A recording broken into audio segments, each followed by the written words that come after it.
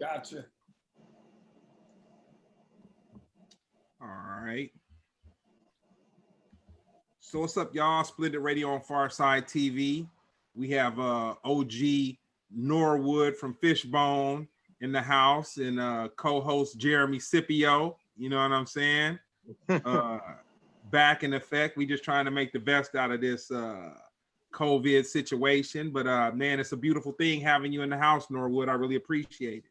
Yeah, I'm glad to be here. Happy you had me on. You know.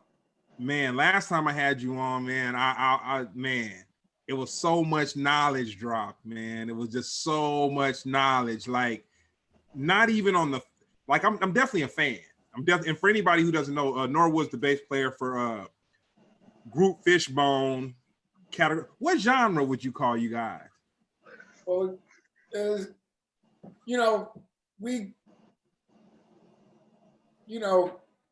me and Lonnie Marshall from Weapon of Choice just was like, we're gonna call it nutmeg music, right?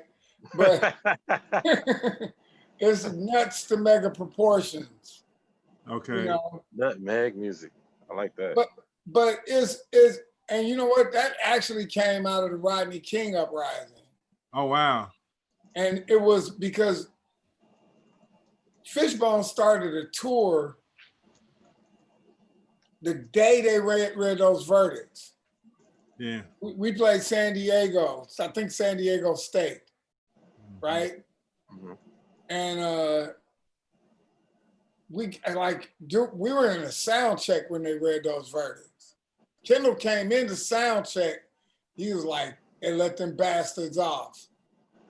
And our whole mood, because I couldn't imagine like you know, that there would be such a disconnect that you could watch people beat the shit out of somebody like that and go, "Nah, it's okay."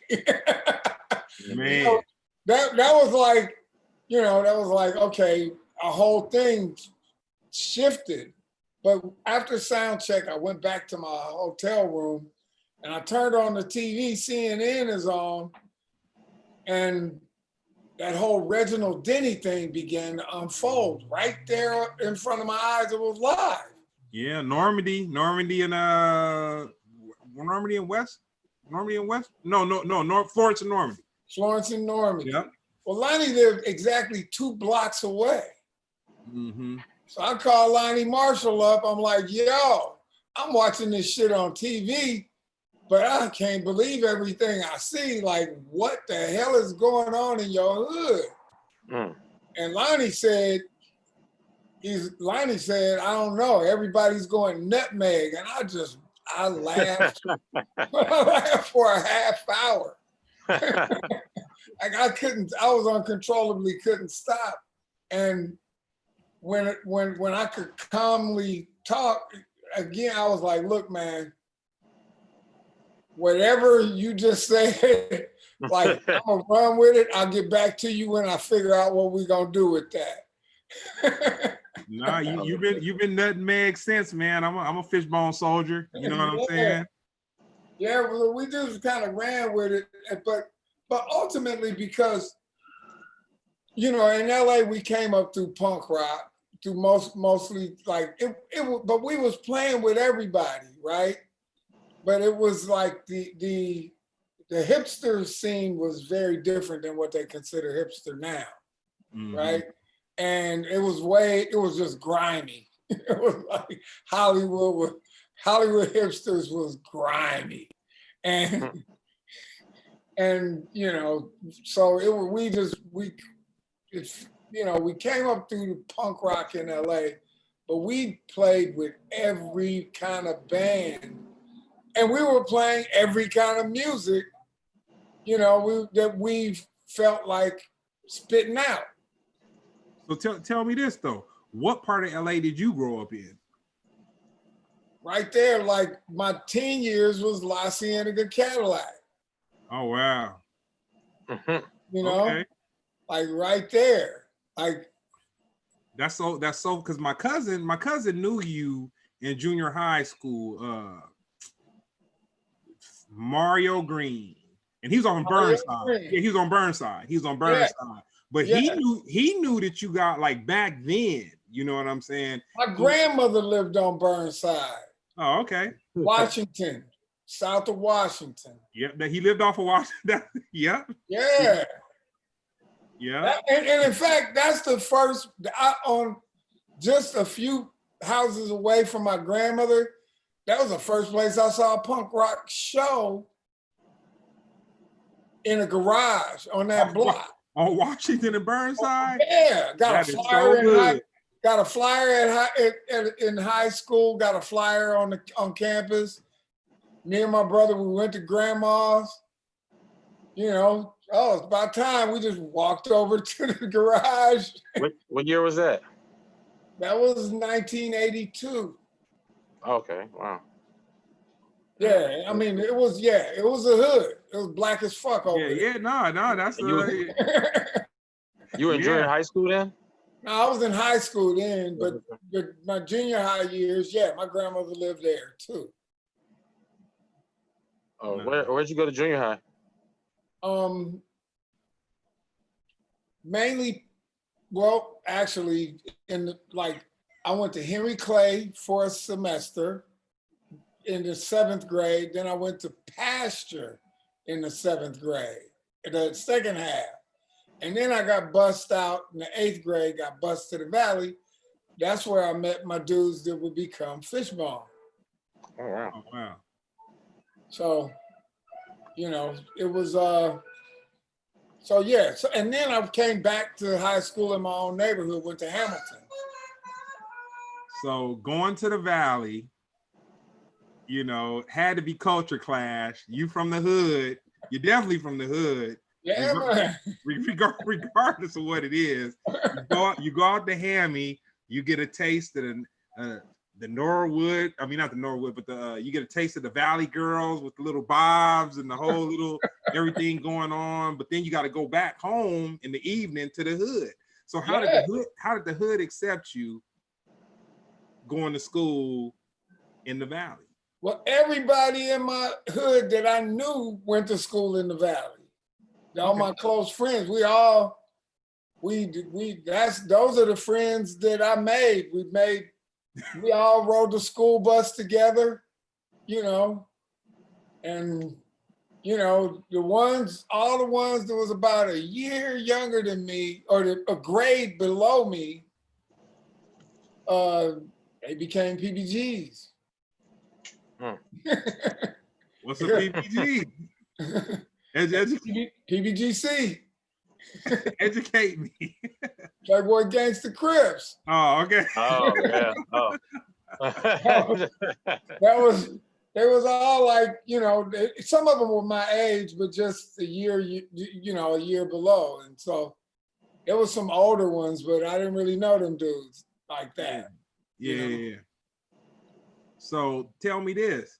I'm gonna jump around a little bit in the interview, but you're one of the people that could say, you know, George Clinton or George Clinton knows you.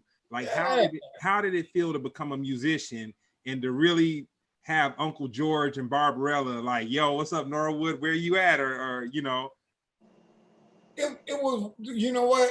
That was, you know what? Is actually nothing more satisfying than to be acknowledged by your greatest musical inspiration. Mm-hmm. Right? Like straight out, like, you know, like I used to say I was 6, but I was probably 7, about to be 8 when I first heard Funkadelic. Mm-hmm. You know, and it was one of my older cousins came to my mom's house. He had just bought the records and his mother wouldn't allow him to play those records in her house. He said she said they was too nasty. Okay. And he came to my house and my mom allowed him to play it. Okay. You know, which I think now, like, that's quite progressive of her. She, you know, actually, so, you know, but I was hooked from the first note. I was like, whoa, like one, it was kind of dual thing, like it was kind of spooky, something's wrong, and ooh, they nasty. I like this. You know, my sister had the poster on the wall with George Clinton with the wig, with the little puffs. He was Dr. Funkenstein. Yeah. Scared the shit out of me, man. Scared the shit out of me, man. I really couldn't connect to the music until my teens, because I was a kid, you know, and I was like, literally, I was like a kid. And I remember I never had nightmares. I was like, man, I'm like a scary dude. I mean, you know, and in like, you know, in the scheme of things, it's like, you know, that was, you know, in the scheme of things, when I think about, you know, there's the musical legacy, which is probably all impossible, but you know, like, yo, George brought Black people to outer space. You know, definitely agree. Like straight out, he's a nigga with a spaceship. and he could and somehow he connected. He made us all feel like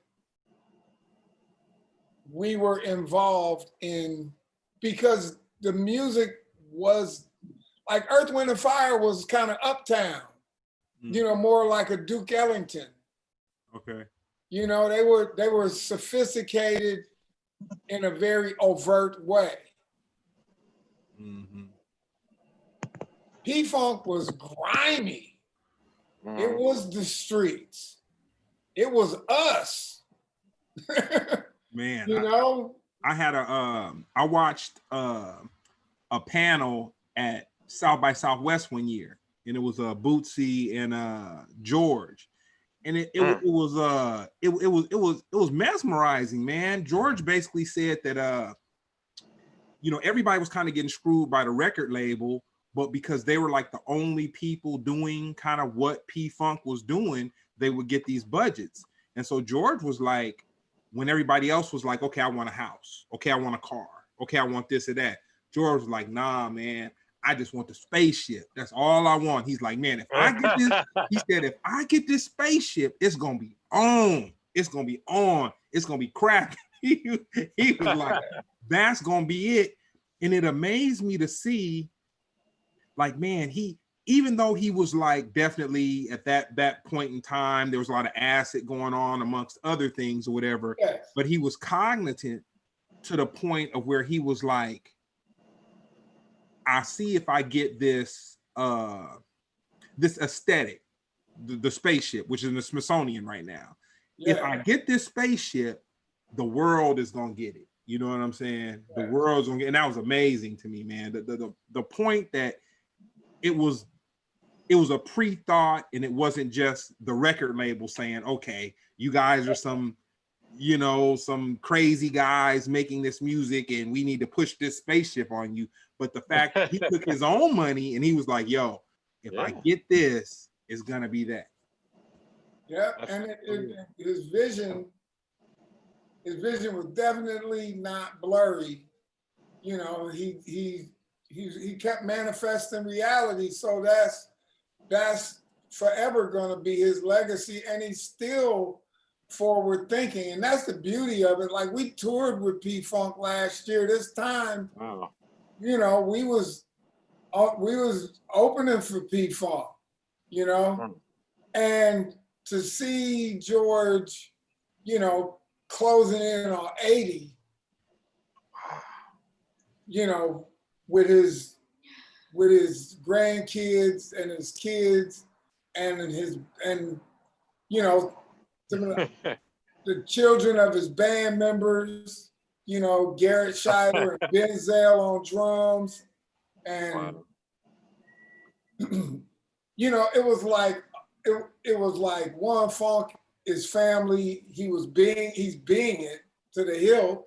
And, you know, two, he's taking the younger generation and he's dealing with music of today, like he always has. Mm-hmm. So it's inspirational, and I actually looked at myself like, you know, like, okay, like I'm active, I do a lot, but this motherfucker's still connecting the dots on a regular basis in a way, like, because you're seeing in the audience, like older Black people bringing their kids, bringing their grandkids, you're seeing hippies, you know, and so, you know, as it's just inspirational, right? And it's I feel, you know, yeah, you know, it's been something that from a very young age that George has just always delivered, and it, you know, makes me like, I'm inspired me to continue doing what I'm doing. One real quick thing on George to wind it out on George. I remember one of the most amazing moments I had at the House of Blues was because Barbarella's my homegirl, so she'd always hit me up on the passes, the tickets, everything. And I tell you the funny thing about it, rest in peace, Fudge, who's Dave from De La Soul's first cousin. He was working with P-Funk, and he's who introduced me to Barbarella. And it was funny because when he introduced me to Barbarella, the only other time I heard the name Barbarella was in that movie that was it Flash Gordon? No, Barbarella was the movie. Okay, Barbarella. Okay, okay. I knew it was like an old movie, but it's a trip. He didn't tell me that she was George's daughter, but when he said Barbarella, it was just something that told. I said, "Dude, that's George Clinton's daughter." I was like, with that name, you know what I'm saying? With that name, and at that show, I saw Cocaine there, and Cocaine was crying, and he was just like George, and George like embraced him before he went on stage, and it was crazy to me because this was like maybe 96, man. This was like 96. So Cocaine was doing this thing with Death Row and Snoop Dogg and all those guys, and he was bringing the George Clinton, like he could do some George Clinton, you know what I'm saying? The way he would structure his harmonies and all that kind of stuff, like he was doing that. And so to see Cocaine with tears in his eyes, like, oh man, George. And then Bootsy had a son that came up, and it was a trip because Bootsy's son went up to Barbarella, and then Barbarella was like, oh yeah. And then Bootsy was like, son was like, yeah, I was born in this year. And then Barbarella was like, yeah, I was born in this year. And so you're seeing not necessarily tour babies, but the connection that the funk had that had brought them together. And I was like, damn, it's a trip because people would talk about how like P-Funk was on like some family type of stuff. Like I met Derek Drisdale, I guess. He was a photographer that rode with P-Funk for a long time. Yeah. And he told me, he's like, man, once you in P-Funk, it's worse than the gang or a mafia. When you in P-Funk, you P-Funk till you dead. You know what I'm saying? And he's like, we all got issues. You know what I'm saying? And that's what make us P-Funk. Right. Yeah, I think it's funny about the thing about P-Funk and how influential it was to West Coast music in general. You know what I mean? Like, I don't think it gets enough credit. You know, it's funny how you were saying how he's able to relate to the younger kids. Like, a lot of people identify with this sound and go, oh, this is West Coast music. Like, we know that. But P-Funk did not originate in the West Coast. Yet these people who were essentially imported this sound and gave this whole coast an identity. You know what I'm saying? You understand, I'm from Cincinnati, Bootsy Collins, you know what I'm saying? Yeah. And then Ronald Isley is from my actual neighborhood. Like, the Isley brothers is from my neighborhood. And it's just funny to watch them influence the world. The whole world is influenced by these people who are essentially Midwesterners and Southerners. You know what I mean? That's what I love. I bought a George Clinton, don't laugh at me. I bought a George Clinton CD last year because my niece came to visit. And I just wanted to feel like the old uncle. So I just wanted her to hear this music. But I just never wanted to lose the amount of credit that it deserves. You know what I mean? Like, it's just so many people. I've actually used to work events with my aunt at this area in Cincinnati or whatever. And, you know, just watching these guys come through, I mean, from Frankie Beverly and all, pretty much all those guys or whatever. And I just, you know what I mean? I personally, I'm starting to feel old in my age, but I never wanted to, like, I never want that time period to die for me. And I was young when, it was old when I was young, put it that way. I was going to actually ask you, what groups did you watch become famous, like, as time goes on, like when you actually saw them progress into stardom? Well, you know, like Fishbone came up in a time where you know, like the West Coast punk rock explosion, like the Dead Kennedys, Fear,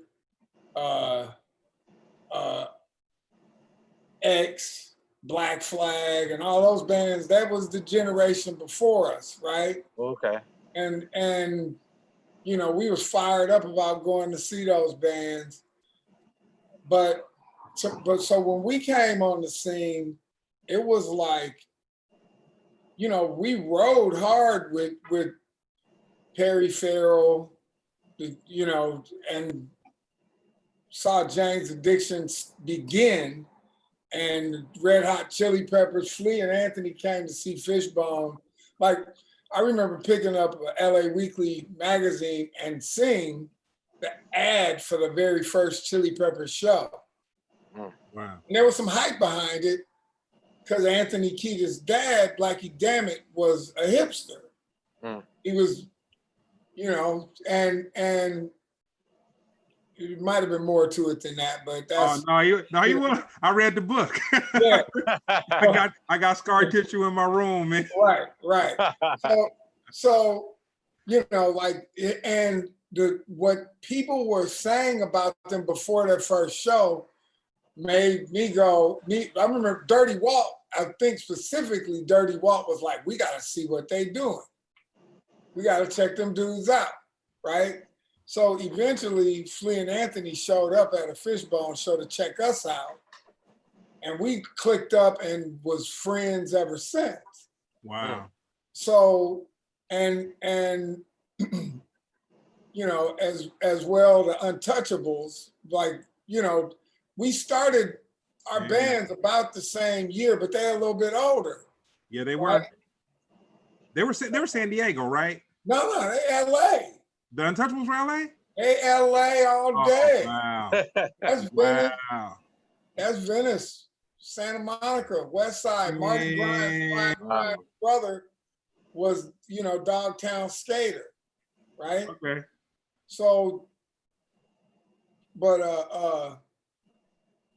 so anyway, we was like, once we was hip to ska, we started, like, we was like, oh, and the Untouchables were the LA band that was like really the kings of it.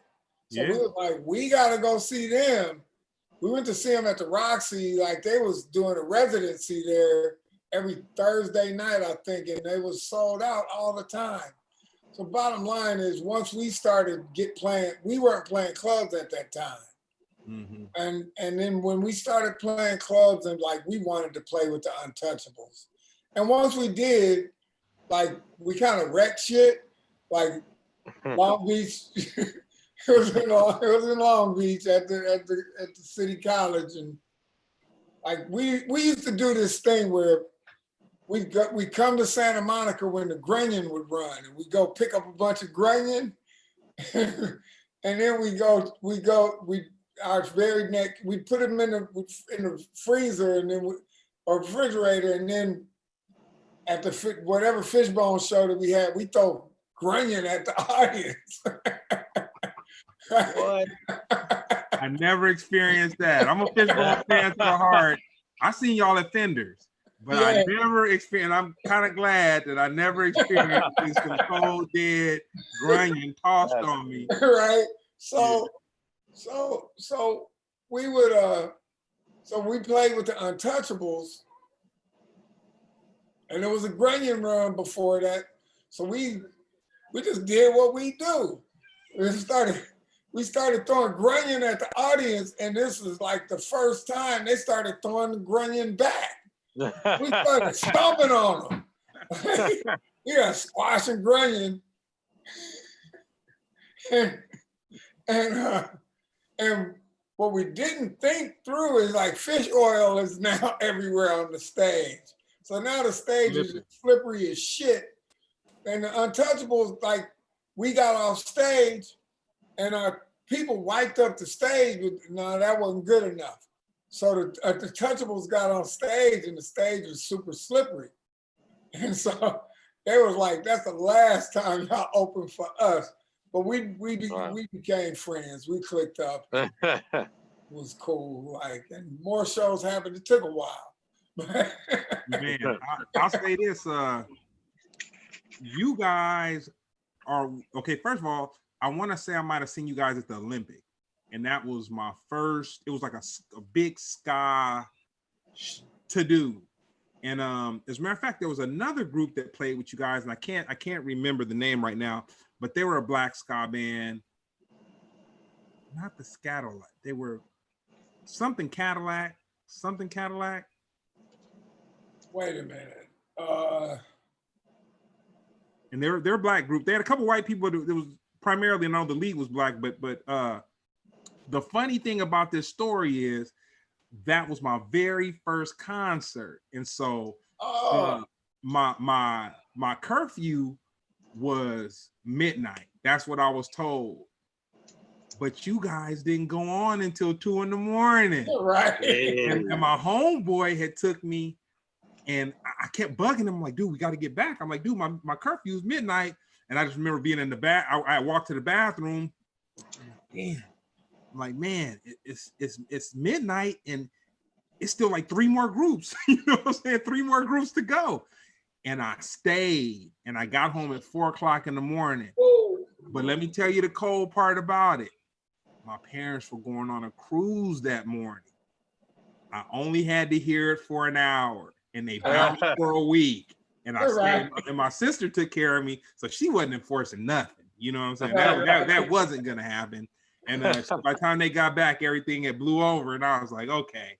And I was hooked. I was hooked after that, because to me, you know, I come from South Bay, Harbor City. We got the Descendants came up out of where I live and whatnot, and then we kind of had, you know, we were feeling suicidal tendencies and DRI and DK.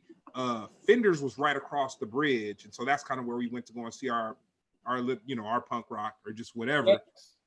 But it was kind of like, once I saw brothers that could, first I think the fascination was seeing you guys express yourself on stage. But the second part of fascination was, as far as musicians were concerned, y'all was cold. And your brother, oh man, I almost, and it's a trip because I had to become kind of like, I was probably in my 30s when I made the kind of my own personal kind of where I looked at your brother in a way when he would play when he would play his kit. I don't know if he was shy or whatever it was, but he would just play to the side. Like, he wouldn't play facing, sometimes when he would play, he wouldn't play facing the audience. Yeah. And I was kind of like, damn, that's some Miles Davis shit. Like, not that he thought that he was bigger than the audience or whatever, but it was like he didn't need to be looking at the audience or whatever to get into his thing.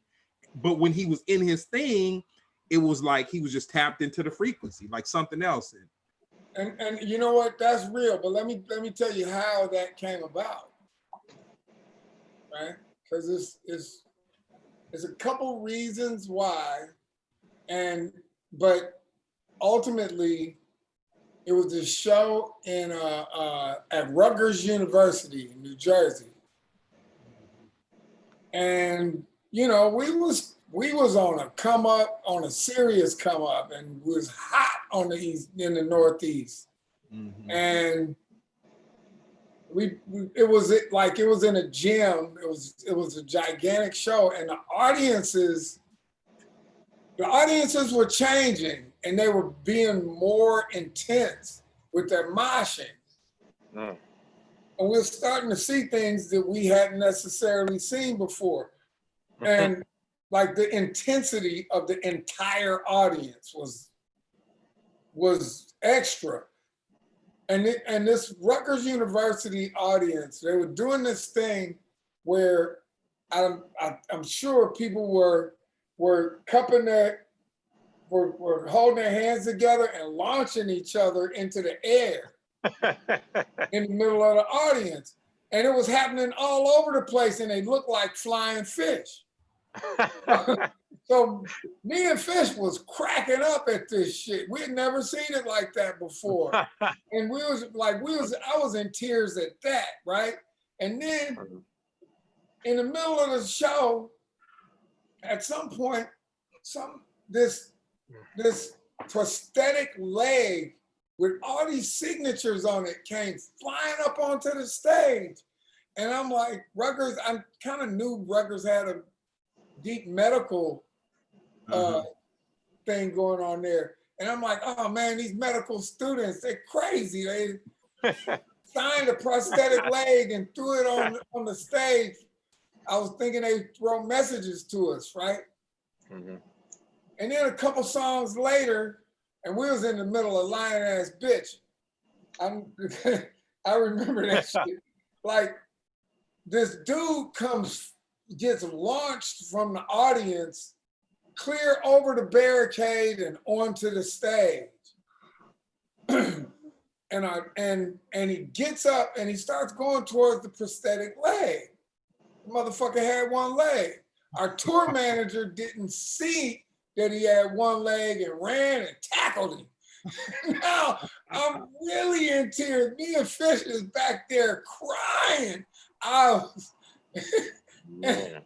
When we got to the break of the song and I walked over, the tour manager's name was Craig. I'm like, Craig, let the dude go. He got one leg. He just came up to get his leg, his prosthetic leg. Craig was like, oh, and he let the dude go, and the dude hopped over on the one leg, grabbed his leg off the ground, held it in the air in victory, hopped to the front of the stage and stage dove back into the audience.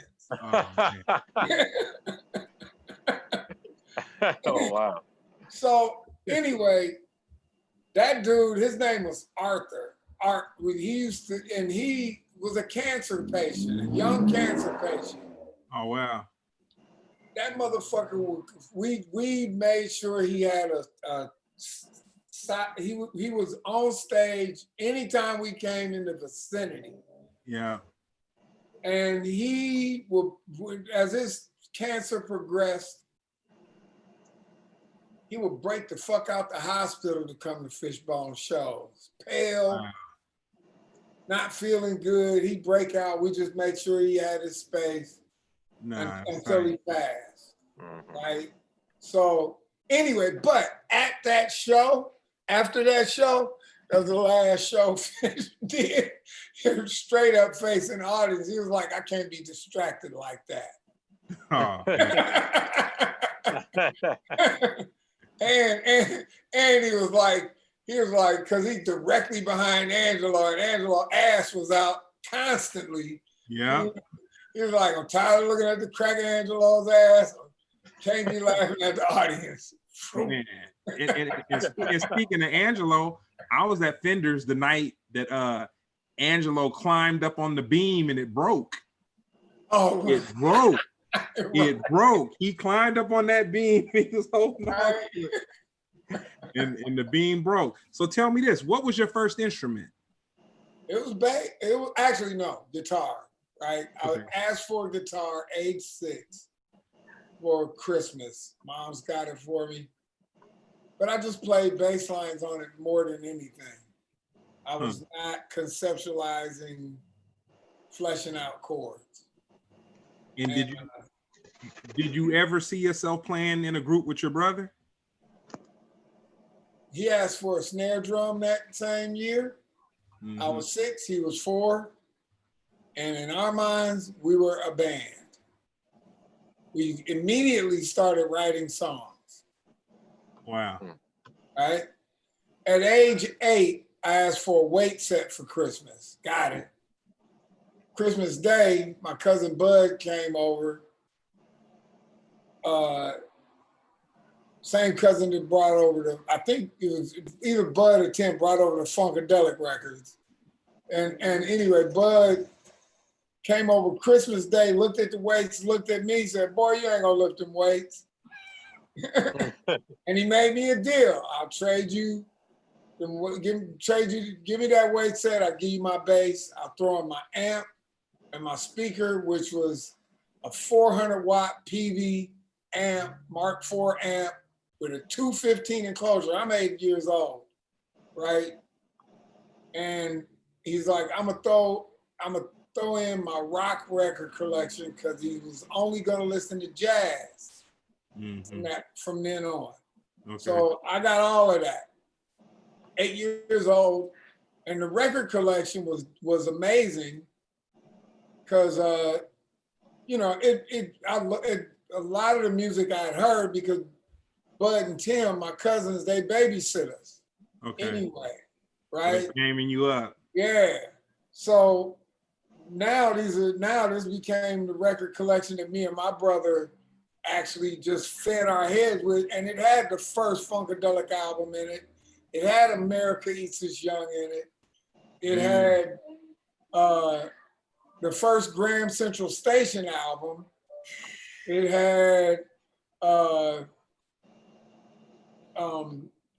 Jimi Hendrix, Axis Bold as Love, Electric Ladyland, Band of Gypsies, Woodstock 2, and the first posthumous Jimi Hendrix album, Cry of Love. Never heard that one. Still never. That one is probably, it's so deeply influences me. Like, yeah, it's like that song is things pop out of my own writing. Like I didn't recognize it at the time. Like the song Lemon Meringue. It's just me kind of flipping a song called Nightbird. I didn't know it at the time. It was years after I wrote it. I was listening to the Nightbird and I'm like, oh shit. I just kind of reworked that, you know? So tell me this. At what moment did you say, man, maybe I can make a little bread playing this bass? Well, that was my intention from the beginning. I'm living the dream of that 6-year-old, right? Mm-hmm. Like really, so, and I try to stay in touch with that kid, you know, with the 6-year-old me, the 8-year-old me, the 11-year-old me where my ear kicked in and I learned how to play Brick House, You and I by Rick James, and Night of the Thumposaurus Peoples. Right? Like those are the 3 songs. My cousin JoJo, me and my brother we'd going to Coffeyville, Kansas for vacation. And with my family there, the Swintons. And my cousin JoJo, I asked him, like, can you teach me how to play Brick House? He's like, I won't teach you how to play it, but I'll help you to figure it out. You know, and he made me learn it on my own. Once I learned that, my ear kicked in and I just learned them other 3 songs. It was on. So I stay in touch with that kid and, you know, like, it's all of these times I keep checking in with the younger versions of me to make sure that I ain't selling them short. Okay. You know? So tell me this. Okay, so you hopped on the bus, you went away, you met Fishbone. How did Fishbone become Fishbone? Like what was the moment in time where everybody looked at each other and were like, yep, that's it. This the identity that we are taking together in brotherhood, you know?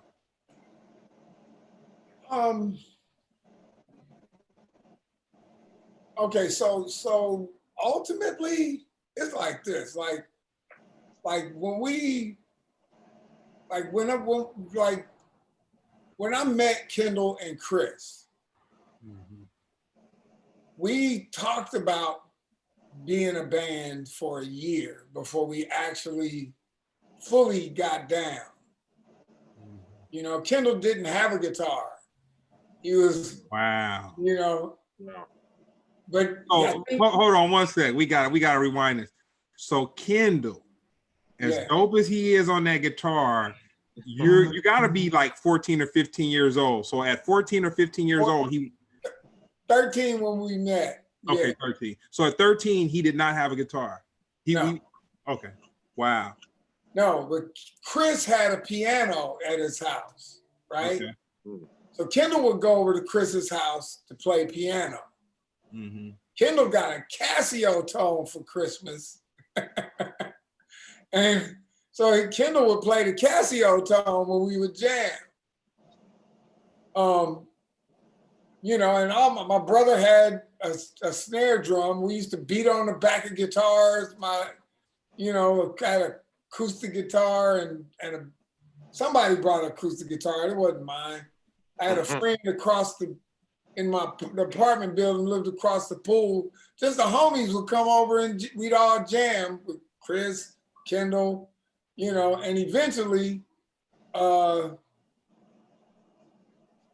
know, my homie Titus was the vocalist. He really couldn't sing, but he had a lot of George Clinton in him, you know. He didn't need to know how to sing now. The phone. Yeah, exactly. You know, but so Chris's uncle Alex would come and pick up my gear and bring it over to Chris's house, and those was our first jams. Bottom line is, honestly, because we talked about it, we started jamming, and we never stopped. Like in my mind, it was like we had this vision, this direction, and it was always gonna be, we're doing this. You know, and so it was. So I'll just say this: there was this talent show on campus at Hale Junior High, George Ellery Hale, and Angelo was like, let's be in the talent show. And he talked somebody into letting us in it. And then he talked the music teacher at school into letting us practice in the music room at lunch, which we did. They had a big upright bass and I just played that. And we got in there and all the homies from the hood, everybody came. It was like 14 of us or so. And we was all in there banging on shit, singing in the air, trying to play Knee Deep or something, you know, like Knee Deep and whatever. Rick James was brand new right then, and, you know, and having fun. And at some point, all of those people was in my bedroom, which was the main place we rehearsed. So it was as all of those, as it whittled down to the 6 guys that are the original Fishbone. Once, because most of them other dudes that made it be 14 or however many it was, you know, they went and became the local Crip gang. Wow. And first, they were a rival band called Pirate and the Boogie Band. Actually, the friendly rivals. We was all homies, all love. But Pirate and the Boogie Band, and then Pirate and the Boogie Band became local Crip gang, right? Wow. But the 6 dudes that became Fishbone was all that was left at a certain point. And Titus. And that became like what it was, you know, like bottom line is like, yeah, it was always, we were always like, yeah, this is just what we're gonna do. I saw something interesting happen, and it was so obscure. It was years ago, and I followed your brother's career because, you know, while he was like, I guess maybe in his later years of Fishbone, and then when he wasn't playing the drums with Fishbone for a while, you know, he was out with Justin Timberlake and just like doing all this like really high end stuff. Yeah. And TMZ had walked up on him somewhere. I can't remember where, but they walked up on him, and it was kind of disrespectful. I couldn't really understand how it was disrespectful, but I just remember when he went off on Homeboy, he was like, "This is Fishbone." Like, he banged on Homeboy and was like, "This is Fishbone." And I was like, okay, that's where his roots are. And then eventually he came back to the Bone.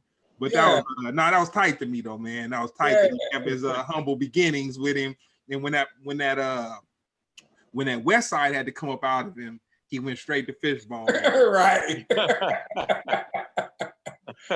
Yeah.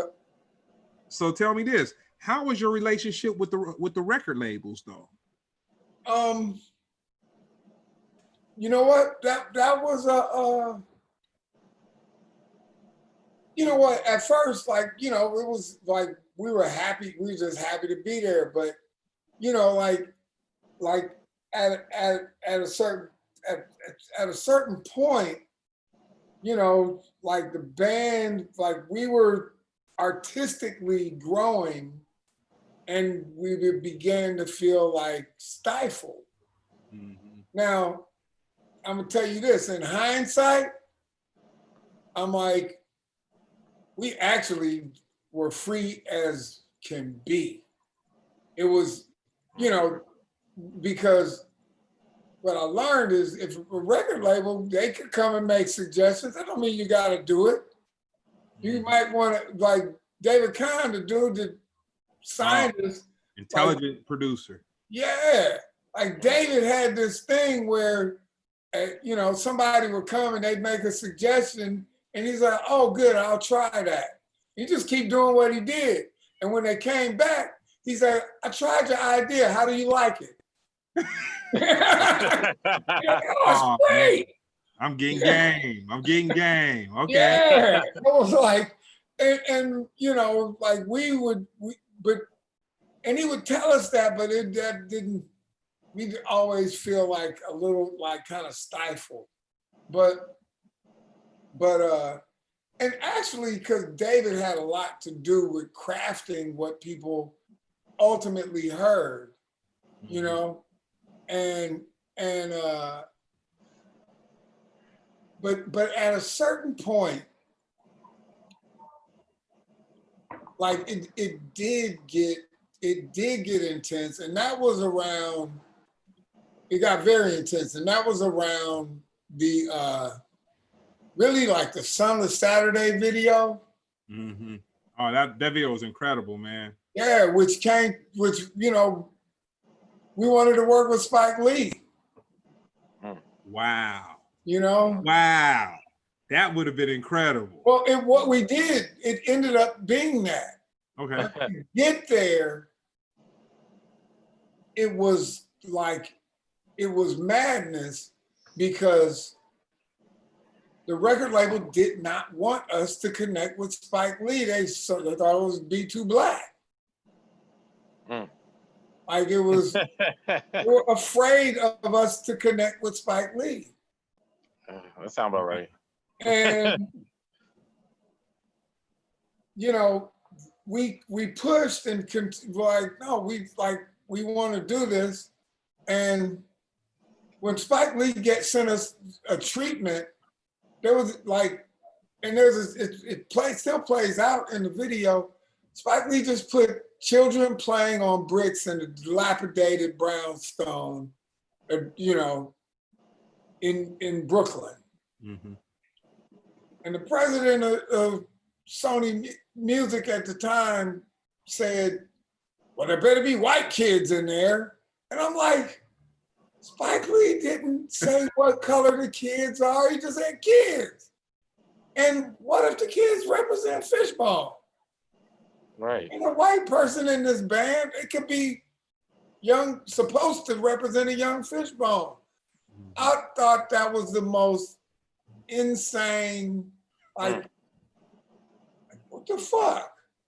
Sounds I was like, who the fuck is forcing the Rolling Stones to put black people in their videos? Yeah. You know, which Rolling Stones would do. But, you know, ain't nobody mad if they don't. You know? What was the process of making your first EP or album? Really, like, okay, you gotta get, Fish was still in high school, right? I was 19 when we made that. You know, I think, yeah, I should have been 19. And like really, like, because David Kahn was our A&R man. We got signed. We didn't necessarily have to make a demo. You know, like he just took us in the studio to see what we were like in the studio, right? It was more like pre-production. And then we went on to begin to record. And you know, really, it was one of the most amazing learning processes. Like, and I was fully intimidated. All the knobs on the board and the whole thing was like, you know, was incredible. And David did a lot to try to demystify it for us. I really appreciate that. He told us to push the faders, turn the knobs, and eventually, you know, because it was tape. And if you're gonna edit tape, you gotta learn how to line it up, take a razor and slice it, cut out the shit you don't want, and then later taping. Like, he encouraged us to do those things, to demystify it. Wow, right? That's tight. And I will always appreciate that. And you know, I never did get the engineer bug, although I produce. I'm just like, I will hire somebody to engineer, producing somebody that, you know, I can do a little bit, but I never was like, because David would always hire, like, except for he engineered that first EP mostly. He had people come in and second engineer. And after that, he always hired an engineer. One day I asked him, I'm like, why do you could, like, you're a badass engineer. Why do you, and he was like, I think it's always good to have another ear that you respect to bounce things off of. I appreciated that perspective as well. But you know what, we were super excited to go in and do it, nervous, you know, like, you know, and honestly, I was super excited and nervous until we was working with Dallas Austin. We was working with Dallas Austin on Chim Chim's Badass Revenge, and I'm stressing over perfection in my bass line. And Dallas looking at me like I'm crazy. He's like, I don't hear nothing wrong. Man. And I'm hearing the most microscopic, like I'm thinking I'm fucking up because it's a little, one way or another. Dallas is like, I don't hear nothing wrong. And at that moment, I was like, oh, maybe I'm good enough. We got to talk about who Dallas Austin is. So my first experience with Dallas Austin, Imani and Brown were hanging out with the boys, and they lived in Carson, and there was this thing going on, and I'm not sure if it was at the exact same time, but I knew that the boys' parents were getting the house that they lived in DA, kind of like, they didn't get another house, but I think that they were kind of getting that house built out and kind of getting it kind of dope. And so Dallas drove out, which Dallas is TLC, Usher, you know, he's a, but dude, he was only like 16 or 17 years old. And it was amazing to me because he drove from Atlanta out here and he had a convertible BMW. I never forget it. I'll tell you how old school this was. When this was going down, Hakeem from The Boys had a DAT plate, and Hakeem was only 16 years old or 14 years old, and he had a Range Rover. And I remember he had a DAT player in the Range Rover, so when they got out the studio, they could pop the DAT in.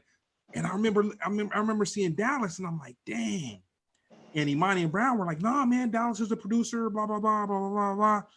And then years later, I hear he's the dude, you know, with the whole TLC movement. He's with the whole Usher move. So to me as a Fishbone fan, for you guys to work with Dallas was like, that was just, before I even heard the music and just heard of the whole little Chim Chim concept coming to be and everything, that was amazing, man. That was, and the funny thing about it is, it's like you guys got with a brother to really do like a hard, like that was like kind of like that was some hard edge for you guys. Like it wasn't some we went and look, so that was like, ultimately we became free of Sony Records, and like at that point I turned to the band and I'm like, fuck it, let's take off the gloves, make it one for the fans, punk as fuck. Like put all it was energy in it. and so when we had planned, like I was like, let's start a record label, right? And then Dallas, like Angelo went to Atlanta to do a poetry reading, and he met Joy. And when he clicked with Joy was like, you need to meet this brother Dallas Austin. Okay. He's dope. He loves y'all. Y'all should work together. And so that Joy that actually connected us to Dallas, right? And so when we talked to Dallas, I was like, look, we made this record for the underground. You just kind of like, I think we should just put this out on our own and then get with you on the next one, because we're going to do something, you know, we'll evolve into something else. But, you know, this one got a little fuck you on it. And I was like, nah, I want to do that. Right? So I appreciate that about Dallas. He was like, he was ready to go there with us. Now, really the unfortunate thing is the album that we worked on that would have followed that up was the shit that we, like, the world should have been hearing. There's like this, you know, and the I don't know where the masters are. Like they were in the vaults of Rowdy Records and probably in the vaults of somewhere at Arista, where no one gives a fuck. When Arista came and took everything and everything, the acquisitions going, with Pharcyde got a record like that, plain rap. Got Black Thought on it, got, you know, a dope record, but it's just, it got consumed by another situation. And it's like the guppy that gets consumed by the tuna, and then the tuna gets taken somewhere else, and it's just a memory. Yeah.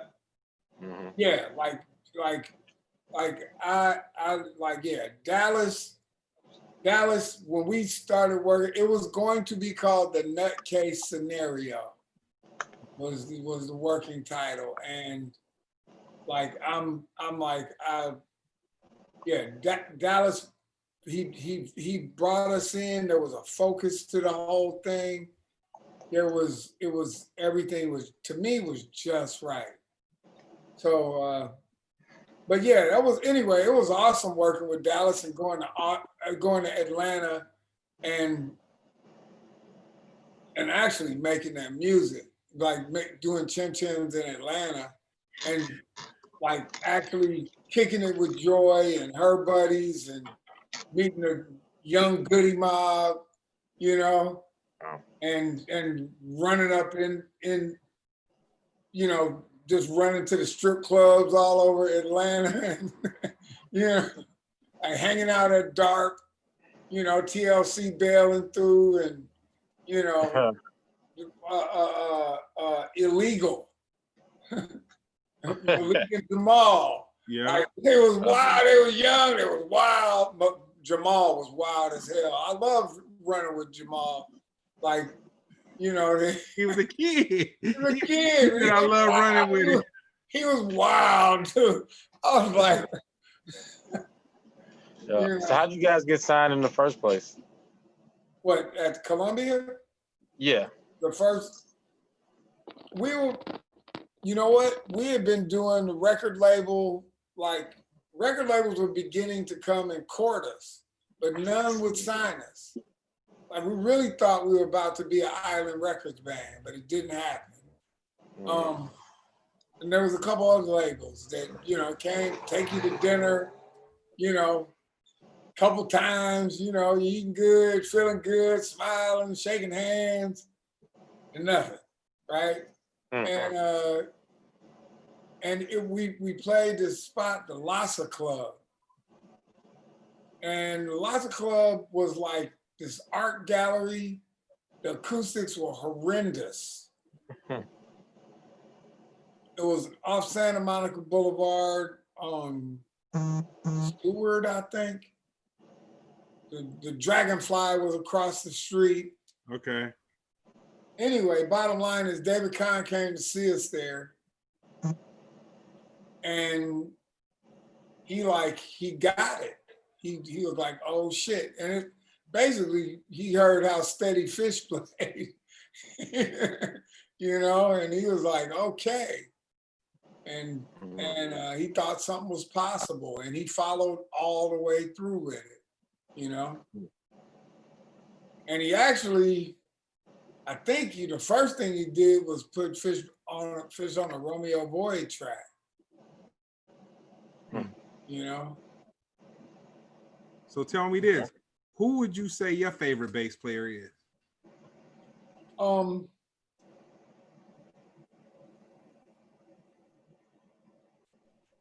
You know, that shit, man. I'll tell you what, it's like the P-Funk universe is like Billy my Bass. favorite bass. Like Billy Bass is my dude. Yeah. Right? Like, but I like, that's a difficult one, you know, because Bootsy, like Billy Bass, Bootsy, Skeet, Boogie, you know, Cordell, Boogie, Masoom, like them dudes, like, but then, like it's like I teach bass now, right? Like I've been teaching bass online for 5 years, so I was COVID-19 ready. Okay. Right? Like the wheels fell off, and my students was like right here, and until COVID-19 started affecting their economy. Okay. Right, and I lost some students, gained some more. But bottom line is, as like I'm giving bass lessons, and I'm like, you gotta go through Larry Graham. You know, like everybody's like, yeah, teach me how to slap. Like, there's a bunch of my like, teach me how to slap. I'm like, okay, well, the Holy Grail is right over there is Larry Graham. And you gotta walk through hair. Like, you know, the shit that me, Flea, Robert Trujillo did in the 80s, you know, like that was fun and all. That was slapping and popping. Larry Graham was thumping and plucking. Like, and so like, it's like there's, you know, and honestly, like, so my cousin that gave me that record collection, he went on to do to really begin to listen to jazz fusion. So Me and my brother probably at, ages 10 and 11 went to go visit him during the summers for 2 summers in a row. And we just got into jazz fusion because that's what he was listening to. So it became about Stanley Clarke for me. Man, right? I saw Stanley Clarke the Gardena Jazz Festival a year ago. Oh yeah. And so this is the thing. I remember the name, I remember the records, but seeing him on that stage, oh man. I mean, it was like, no, it was magical. It was truly like I got why he's that guy. Like I totally got, and the musicians that he brought out to play with him, yes, everybody was at his level. Even he had younger guys out there, but everybody hit the mark. Yes. Yes, I saw him a few years ago in San Francisco at Yoshi's, and Ronald Bruner was playing drums. It was amazing. Is that a Battle Thundercat's brother? Yes. Yep. Oh wow. Yeah, he's ridiculous too. Yeah, ridiculous. Like it's they but them brothers. Yeah, oh yeah, the drum and bass. They give me hope that they are the future happening now. Wow. Yeah, I like Thundercat. I'm actually friends. We have mutual friends. Yeah, he's brilliant. Go ahead. Yeah, and the fact that he came through suicidal tendencies, right? Like that's. I did not connect the dot with that. That's amazing. That's amazing. Yeah, that's where we first connected. Fishbone suicidal tendencies doing shows. Or they were doing. Mike Muir was doing suicidal and infectious groove stuff. Mm-hmm. But yes, that's amazing. Who would you say you kind of hit on a lot of people? Who would you say your biggest inspiration is though? Like that goes back to George Clinton P-Funk, man. I figured. Yeah. That's really is where it, because George just delivered so consistently, through my childhood, and kept growing and expanding and actually, the philosophical side, like touching on I know George is just clowning, but he touched on some ideas, like the clones of Dr. Funkenstein, and then a few decades later, well, there's Dolly the sheep, the first clone sheep. It's like, Wow, yeah. And Mothership Connection, and now they're disclosing,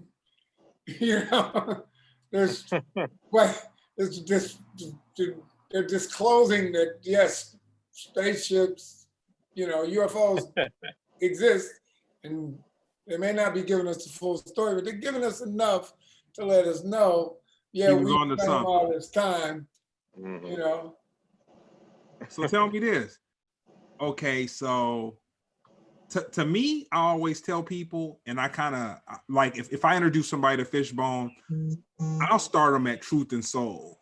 And the reason I start them at Truth and Soul is because to me, Truth and Soul sounds like a bunch of gifted high school band members that got together, and the music teacher walked out the room, and they can get loose with it. You know what I'm saying? So it's like they're supposed to be structured in a way, but the music teacher went outside to smoke a cigarette. So they're like, okay, we gonna get we gonna get loose with it for a second.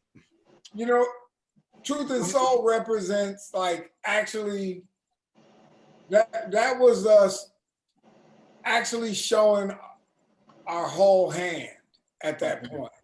right? Like we came up exploring everything. Like we had no bounds. And you know, the first EP is mostly ska with funk in it. Mm-hmm. And then In Your Face kind of expands a little bit into, you know, there's some punk rock elements that come into it. And some reggae elements, right? But Truth and Soul, like, you know, Kendall got a brand new amp, you know, and we had just been fucking around with Freddie's Dead in sound checks, and it just felt good, you know. So, okay. You know, Kendall put the crunch on it with the guitar, and you know, and so that was really kind of like heavy rock beginning to explore, like, you know, something that we had done, like playing heavy metal, you know. So we began to open up into that, and that more or less kind of began to expose our whole hand, you know. So I'd say that's a proper first place to go. And yeah, no, that's for me, because it honestly, I played the trumpet, but I sucked. I mean, I played it for like 3 years, but I sucked. I did. It's just what it was. But listening to Truth and Soul, it reminded me of the guys that were better than me in band class that would get together our music teacher, Mr. Lofton. Shout out to him. Shit, he used to smoke a joint here and there. You know what I'm saying? He understood what the kids needed. You know what I'm saying?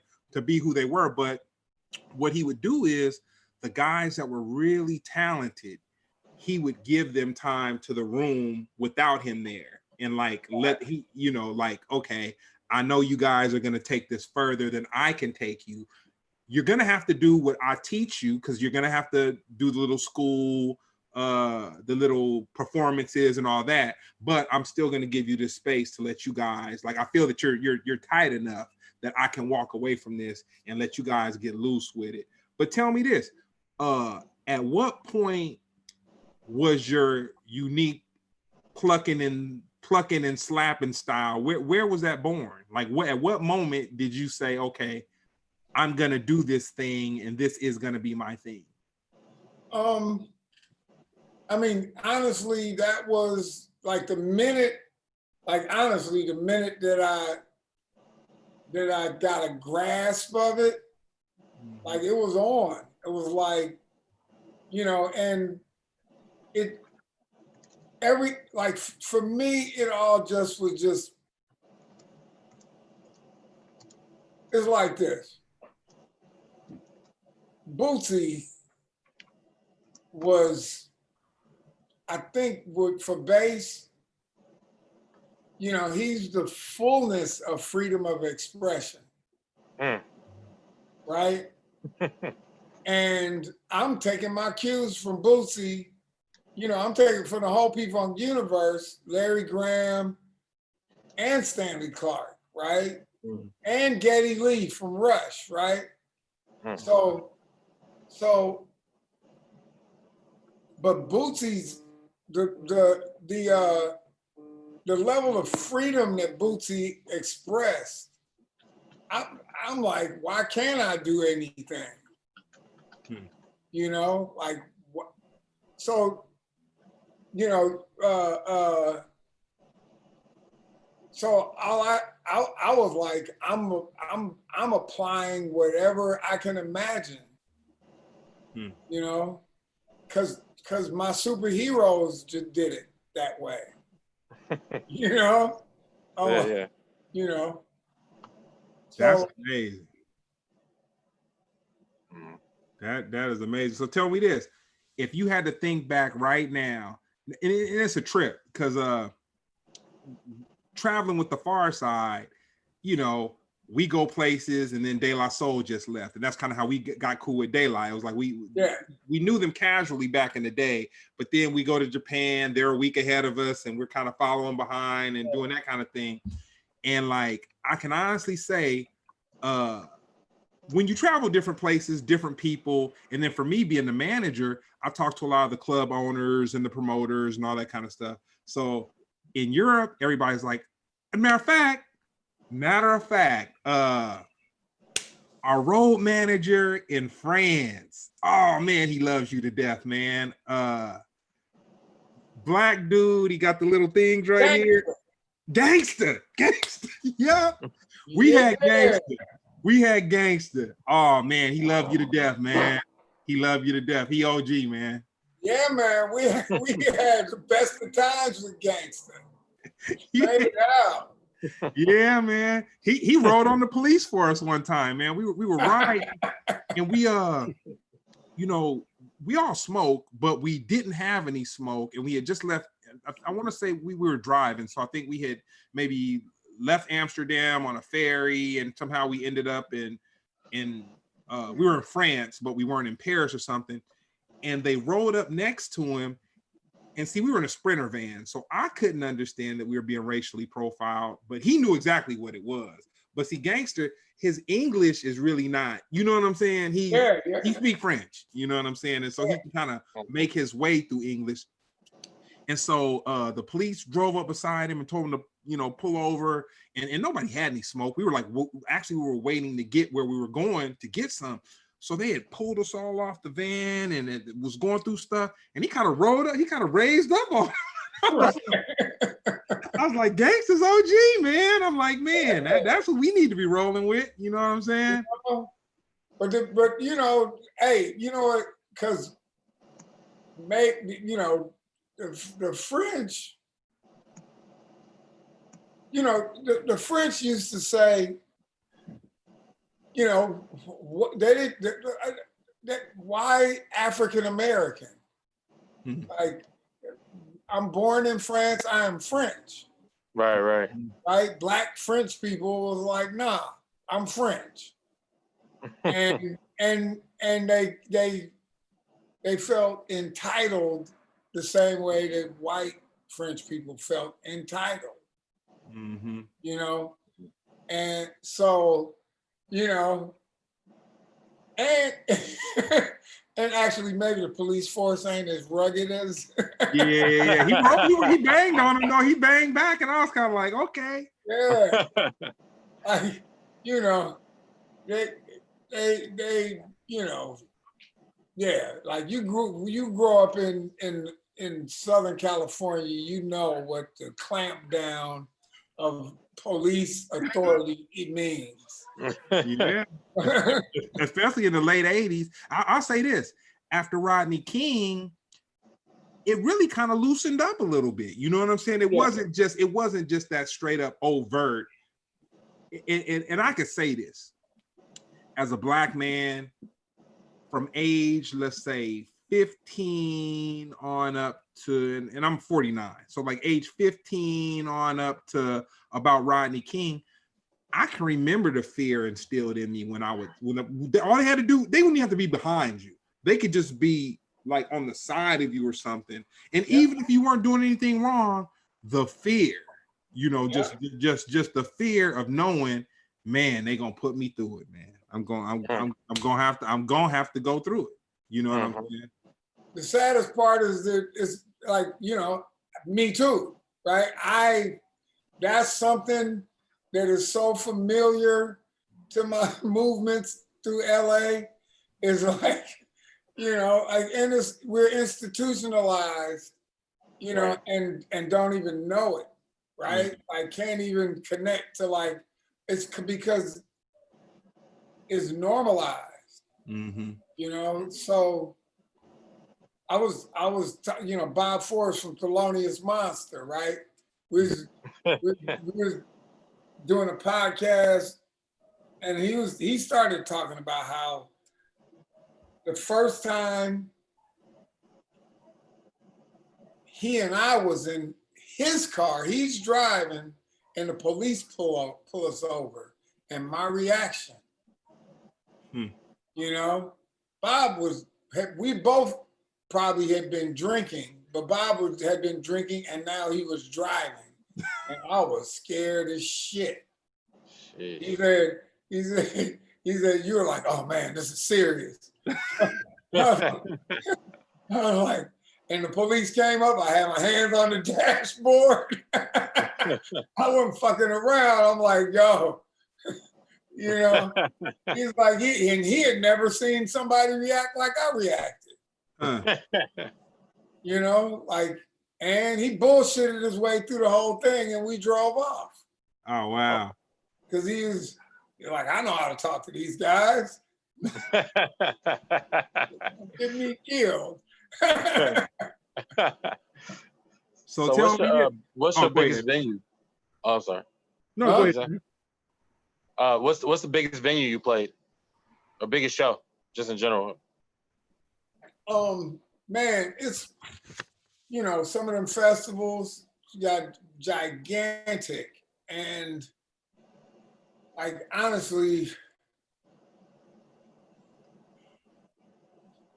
like the one that I knew the numbers on, because I want to think the last time that we played the Fuji Fest, it was probably Japan. bigger. But I never asked the numbers on that one. Mm-hmm. I'm sure it was bigger in the scope of the entire festival, and who knows what was right in front of us. But Wow.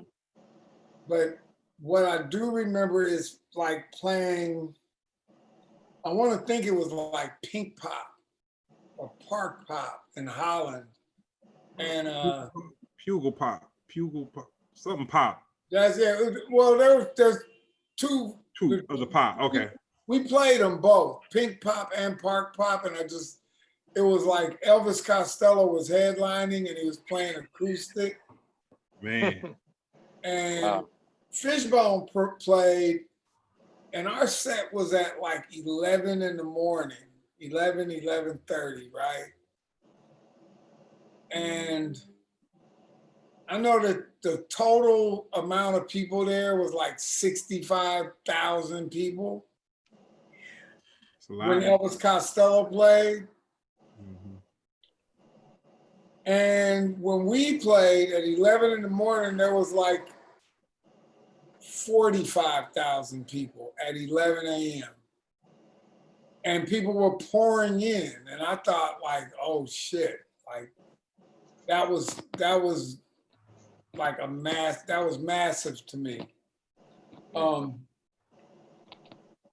But I know like, you know, like probably when we did Coachella, there's probably more people than that, I'm sure. Mm-hmm. You know, Coachella event, it was probably in the 75 to 80,000 a year that we played. Wow. You know? Yeah, man. So tell me this, you coming up in the early 80s funk and all that kind of thing,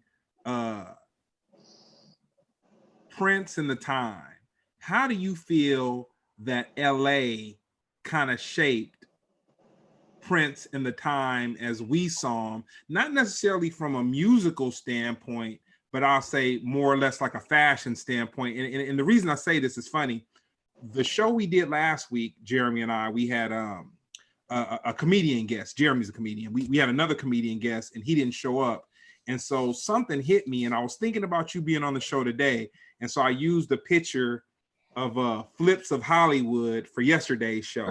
And I thought with thinking about fashion, thinking about you guys, Flips of Hollywood, like how do you feel like LA fashion kind of delve into the Prince and the funk and kind of what was going on in the early 80s? Well, just, you know, like, because, okay, so like, you know, Prince, you know, like what his first single, Soft and Wet, right? All the ladies went nuts, of course, right? That was the first thing.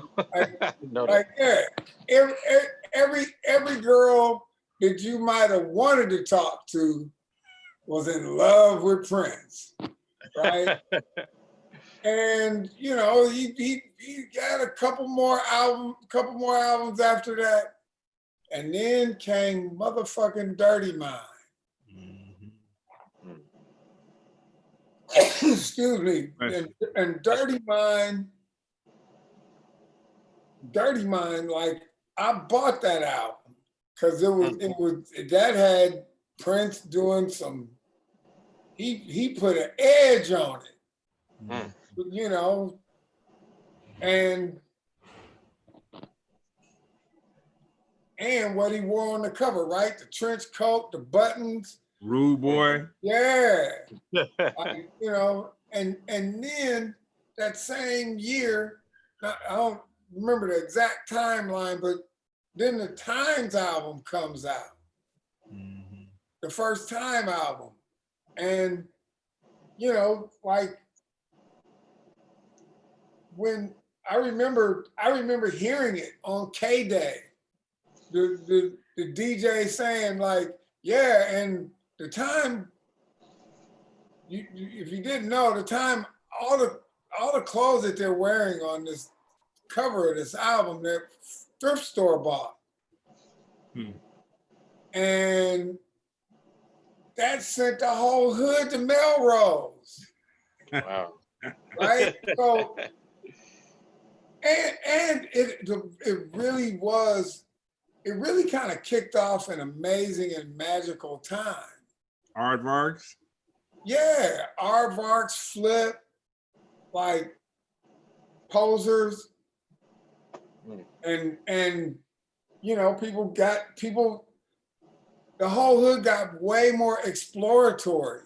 And maybe actually not, because K-Day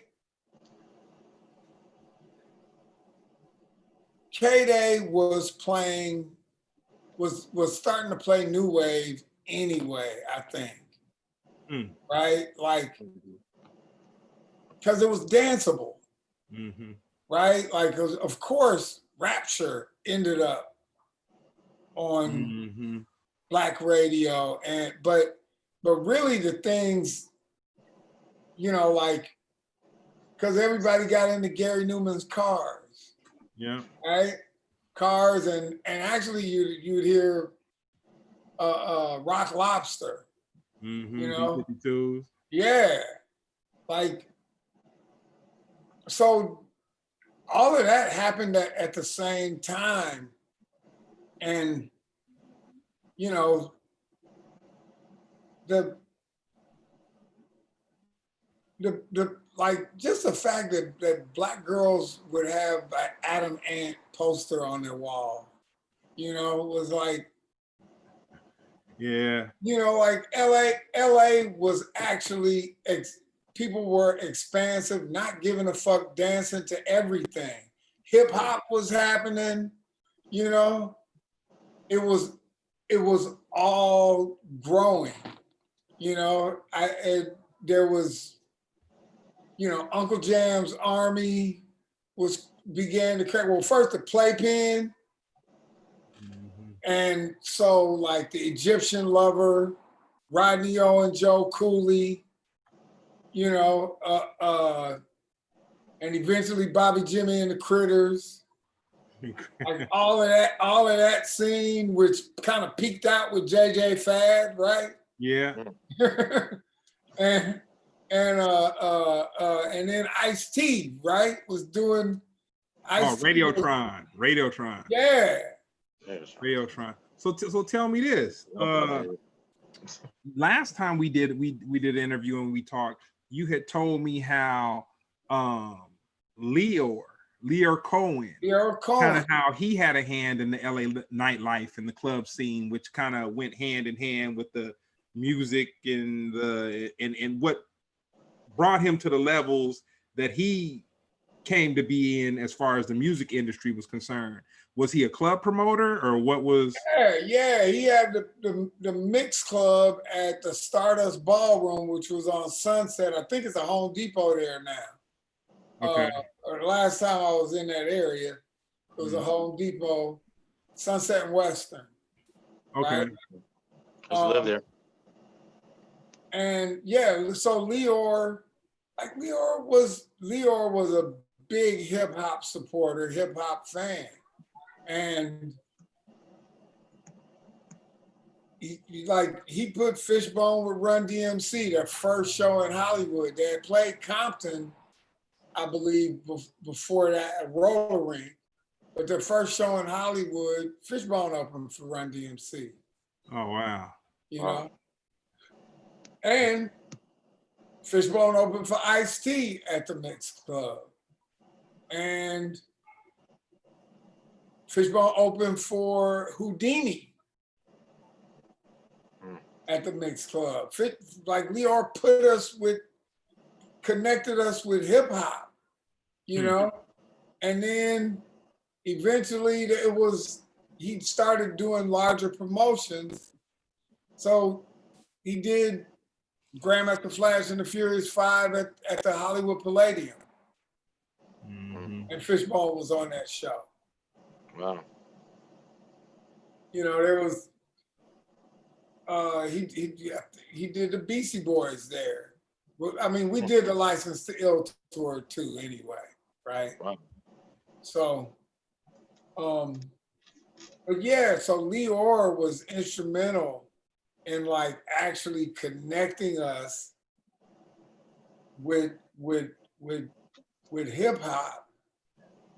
And he gave Fishbone a lot of love, you know?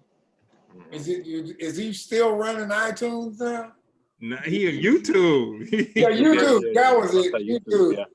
Running YouTube. Yes. Wow. You might need to reach out to your partner, man. Right. But to watch him grow and connect like with Russell Simmons and Russell Simmons bringing in a Def Jam, that was pretty incredible. And then, you know, shit got strange.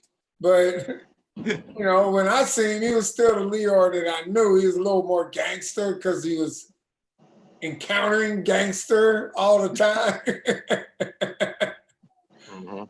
But he was still cool with me, you know?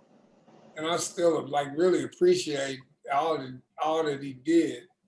And just when, you know, think about just the support of LA hip hop, like that was just a club you could go to and just catch all kinds of amazing entertainment, right? Like, so. What do you miss most about the times before the pandemic? Oh, shit. Really? I had an amazing year planned. I was like, doors was opening. I was like, oh shit, it's on 2020. Like in January, I was like, oh shit, I could see where I was going. You know, Fishbone, like, you know, we was making music and we was figuring our way through. And but personally, my personal endeavors was finding traction, you know, and the kind of traction I was looking for. And you know, but I think really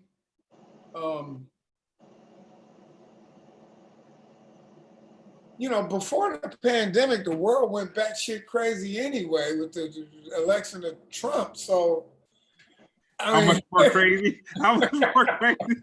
Like I was, you know, it was already kind of like we was on edge, and I was anticipating white supremacists and militias was waiting for the opportunity to, you know, brandish their weapons and start to use them, you know? So, and in fact, I'm kind of shocked that it hasn't happened yet. Like they haven't gone full, like they're brandishing them, but haven't just somebody haven't tipped the tipping point. We haven't reached the tipping point. Luckily. Yeah, I thought it would have happened when George Floyd. The things surrounding the aftermath, especially in DC.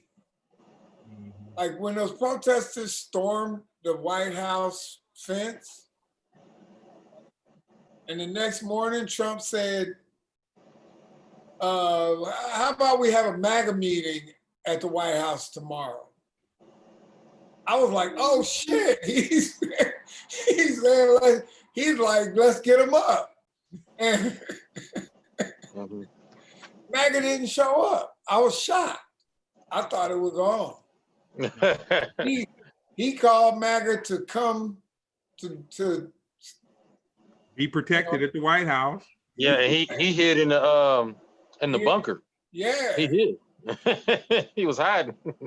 Exactly, and they stormed the White House the next night, right? So I was like, oh shit, the militias and white supremacists ain't as bold as they like to talk.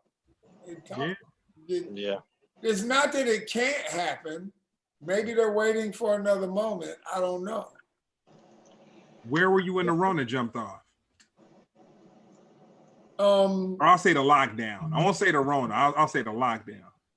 Yeah, I was in LA watching it all go down, and really, music industry was the first thing to shut down. Don't I know it? Ooh, like the industry I was like, I watched festivals just go like, nope. Yeah. Nope. Literally so we had a show the day that the governor was like, we're not gonna allow gatherings and all that kind of stuff. And I'll tell you how close it was. So one of the guys in the show was in San Diego at the Belly Up. And so one of the guys had headed down early because he was just, got the hotel room, whatever, he's with his girl, he had boned out. Me, I was waiting till about 2 or 3 o'clock because I was like, I'm just gonna take an easy ride down, maybe stop, get something to eat kind of on the way and go. But one of the guys who lives in Pasadena, he said, I think you better call the Live Nation guy, because a Live Nation guy had set it up. He's like, I think you need to call him up and just double check. And so I called him and he said, oh man, I'm down to do the show. I'm not tripping, but I'll tell you what, I'm gonna call you back in 45 minutes. I'm gonna call the venue and just make sure that they're okay, because the governor had just basically said that there is no gatherings. He's like, there's the ordinance or some shit like that or whatever. So then an hour passed and homeboy hadn't called me back. And I had never felt like anything in my stomach or my gut or just whatever. But him saying he was gonna call me in 45 minutes, he was so hyped to do the show or to get the show going. He had been calling me for days. That day he had called me like 3 times. When he said 45 minutes and an hour had passed, I was like, I probably need to call him. You know what I'm saying? So I called him and he's like, you know what, man? If it was me, I would be down to do it. But the venue, they don't want to be an example of the governor saying today we're not going to allow this, and then them go ahead and do it. And then I looked at it kind of like, well, it would be a crazy liability type of thing, because what if somebody said that they caught it in the venue after they did it, after the governor said don't do it? And so I totally got it. But it was like from that point, everything was just like a domino effect, man. Just a domino effect. We had shows lined up, tours lined up, had taken deposits for a couple of shows and had them lined up. And it's just like everything kind of lost their footing. And it was crazy because like the industry didn't get shook until it got to the point of where we went on lockdown. And when we went on lockdown, because I deal with people from Live Nation and I deal with people from AEG Golden Voice. Yeah. And so I'm hearing both sides of it. Live Nation was very optimistic for a long time, but Golden Voice was kind of like, they were kind of realistic about where this was, and they were just like, because my thing was, I didn't want them to announce dates before they got a hold on what was going to be what, because it's like, it's unfair to the fans to just, okay, so they've already spent their money, which, you know, everybody is, a lot of people lost their jobs. So you've already spent your money on this high price ticket. So then after you spend your money on this ticket, you're told, well, the world has stopped, but what we're going to do is we're going to give you some more hope about 3 or 4 months down the road. And this is the date that it's going to go down. And so then everybody gets hyped and they're just ready to go to this date. But then when that date hits, the ball is kicked down the road a little more. So then I just kind of got to the point where I just said, man, if you got to refund the money, but you can't do that to the fans. Like, man, just wait until we know what it's going to be. And even if it is in 2021 or whenever it is, give the people something realistic they can hold on to. Because what I was scared of was fans kind of, you know, we're in the social media age and everything, and fans basically turning on the group. Like, and it's nothing like, man, our hands are tied. Like, you know, we're just waiting to get the news like everybody else. But I didn't want to like play that game with the fans, which everybody was kind of understanding, you know. Yeah, ultimately, I mean, that's proper, you know, way to handle it, because the fact is that one day we'll get through this, and you want those fans to have, you know, the memory that they felt respected in the situation, right? So, right. You know, it's like, really, it is like to do a live show and have, you know, a bunch of human beings packed in an area, be it indoors or outdoors, really being moved by the music. I'd say that is what I miss really the most. Yeah. You know, it's you know, I got friends that are just music fans that go see so many shows in a year, go run the festivals, you know, just excited about music, and you know, withdrawals are real. Mm-hmm. You know, so we did a drive-in show in Ventura. Okay. Ventura County Fairgrounds. And that was that. I'm glad that people had thought that one through. And, you know, it was actually in the parking lot of the Ventura County Fairgrounds. The radio transmitter on the hill was transmitting the sound to people's car radios. And I'm like, we did it. It was amazing, and I'm like, more of that. Like, if like that was a viable solution, doesn't replace the experience of having a fucking audience that's dancing, rocking out, doing whatever to your music. You know, it'll take some getting used to flashing headlights and honking horns as applause. But, you know, it's an opportunity for the band to get together and actually do the damn thing. You know, and I've been doing like live streaming with different projects. Haven't done that with Fishbone yet. Mm-hmm. But the live streaming experience is I think evolving and is going to actually. I did a live stream with a project I'm a part of called Think Experience with Steve Perkins from Jane's Addiction, Kenny Olsen from Kid Rock, and Scott Page, who actually played in Pink Floyd, Supertramp, and Toto, right? and there's a few other musicians involved in it, and we did a live stream where Scott Page kind of brainstormed, let's try and create a two-way experience. And so they put up a bunch of monitors, and it was a Zoom was the platform.